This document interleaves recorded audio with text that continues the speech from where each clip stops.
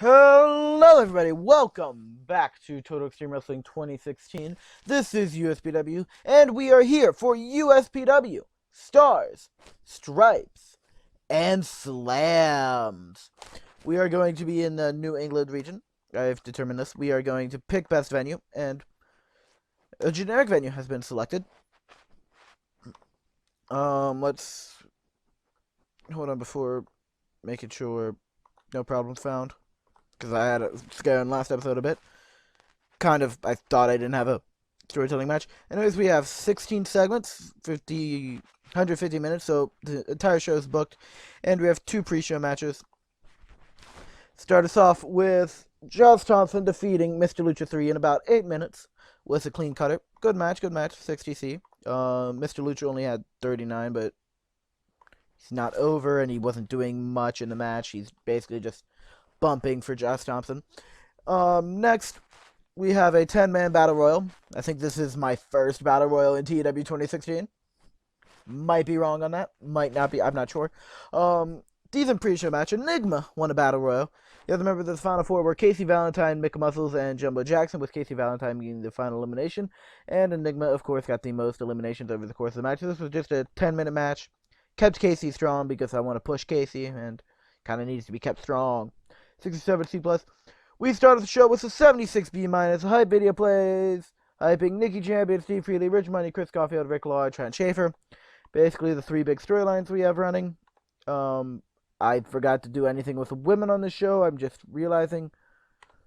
Whoops, my bad. A hype video play is hyping Natural Storm versus the Cold Warriors. Okay. 63C. The match itself gets the 71C+. Natural Storm beat the Cold Warriors in 14-12 when Eddie Howard defeated Petter Novak by pinfall as a storm damage. Natural Storm makes defense number 1 of their USPW World Tag Team titles. Yay! Announcers, they work together well. Krisha Karloff was the weakest out of the 4, but he wasn't weak enough. Oh God, I apologize for that. But he wasn't weak enough for a note to appear here being like, he's the weak link, yeah. Declining physically. That's a shame for Crusher. 77B, a hype video play is hyping Chris Caulfield versus Rich Money. This match got the crowd hotter. Good. 56C-, and about that, subpar wrestling and little heat. Chris Caulfield defeated the Ring Generals in a handicap match in 808 when Chris Caulfield defeated Dean Waldorf by pinfall as a danger drop. The Ring Generals did not do well. I mean, they're not over, so the crowd's not really reacting to their shtick right yet. Just introducing them, and they get beat by Chris Caulfield. Chris Caulfield carried the matches in terms of in-ring performance. Good for you, Chris. You declining physical ability, Chris? Yep, you are. Next segment, that was a 50-60 and then, oh my God, this was horrid. Okay, so this is, oh God.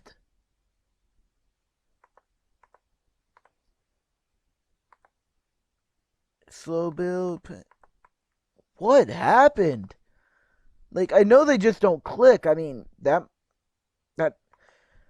oh God. Good heat and deep. Ew. This was horrid. Like, oh my God. That would kill the crowd, in my opinion. Like, after seeing that match, I'd be like, I'm just dead. Video plays hyping Tyson Bane versus T-Rex versus the Force. Now, in this, it is announced near the end that the match tonight next is a tag team match, but the Force doesn't necessarily have a partner, but if he can find a partner, they can come out and join him and help him. And he finds a partner, James Justice. So James Justice came in midway through the match because the Force kind of talked him into it, but didn't really talk him into it. And then he saw the Force getting beaten down by the Titans, and he just had to come in. And oh my God, T-Rex, you're terrible. How this match was better than, oh God, I don't know. Whatever. James Justice defeated T-Rex by pinfall with a Liberation Slam.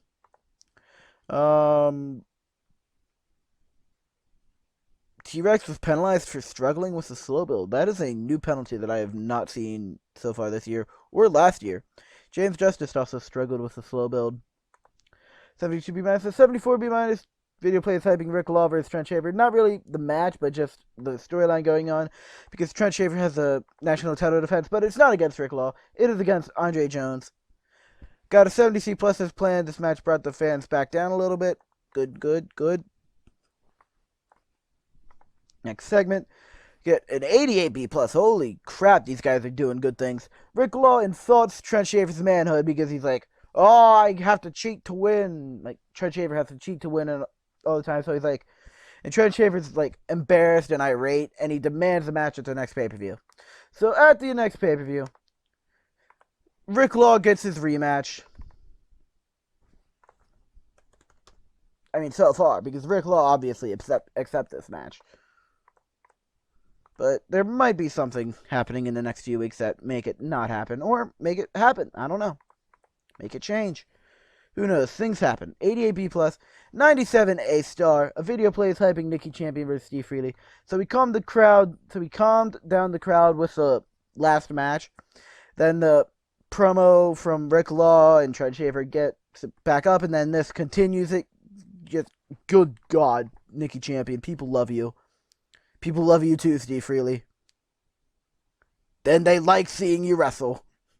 They very much like seeing you wrestle.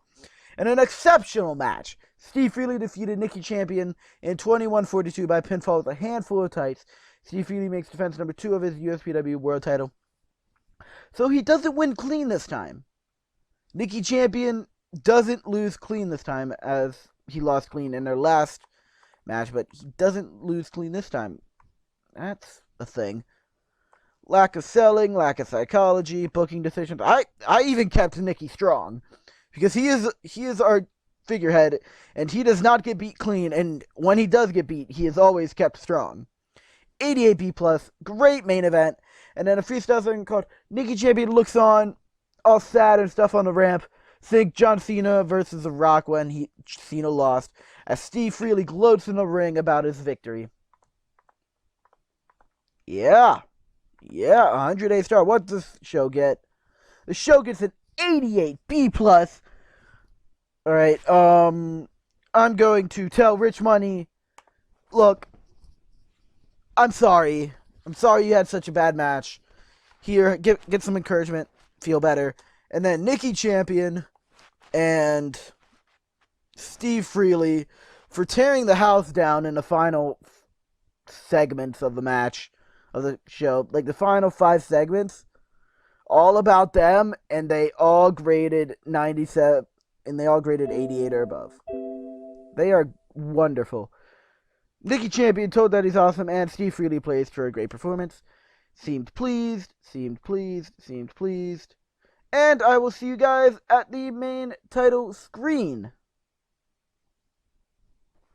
And we are back. So, I'd like to apologize for one thing, because I just kind of recorded, and I'm still recording on the same recording, but I've just kind of been talking about this. I went through some decisions, I went through some emails, whatnot. Petr Novak got popped again for the 4th time. I suspended him this time because he's no longer needed. I checked in the editor, and he actually lost 15% steroid use, so he's down to 45 instead of 60. Also, we have made a star in Steve Freely. Look at this pop gain. From 82s to 92s and 94s and 96s and 95s and 93s. And then 82s in Canada to what he is there. And then same thing with Mexico. Like, we have made a star. And the best part about this is we didn't hurt Nikki Champion at all. I mean, we probably did. He was probably at like 95 or something. I don't know. Maybe. But he's still up from where he was last time. And he's up 3 in Mexico. So, hey. He's still over. We also have a 4,000 rating here. We have Steve Freely, Merritt Kokolov, who will be making his debut shortly, Nikki Champion, Rich Money, and James Justice. Still pulling up the back. We're gonna be signing Rocky Golden as soon as we can because he's Rocky freaking Golden.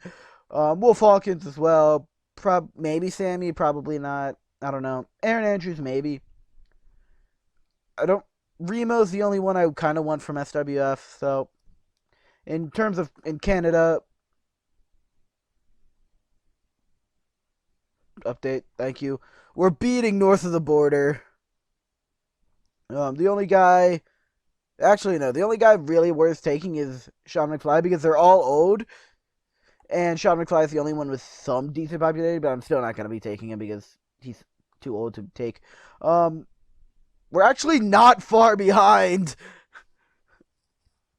south of the border, believe it or not. Like,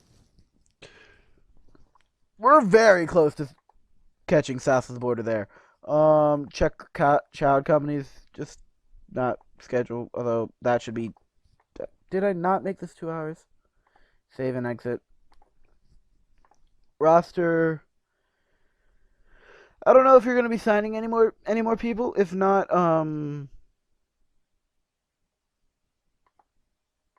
you should get them by the time this works. So I'm going to go ahead and new deal. New deal for NXT American Wrestling. Unlimited prime time.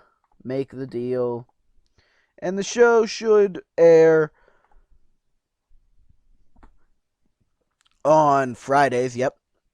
So, they should have their entire roster in by Friday, which will be good. Other than that, I don't think there's anything I really need to look at. We're going to end for the working man storyline soon because I don't want another match like that. Oh, that was not good.